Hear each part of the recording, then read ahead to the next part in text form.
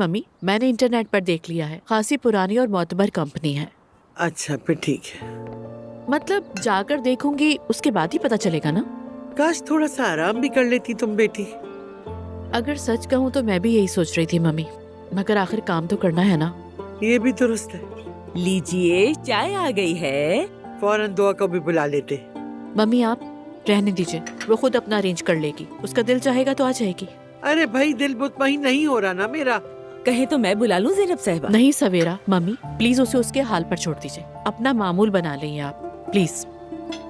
ठीक है, जैसे आप चाहें। एंजॉय कीजिए। Thank you.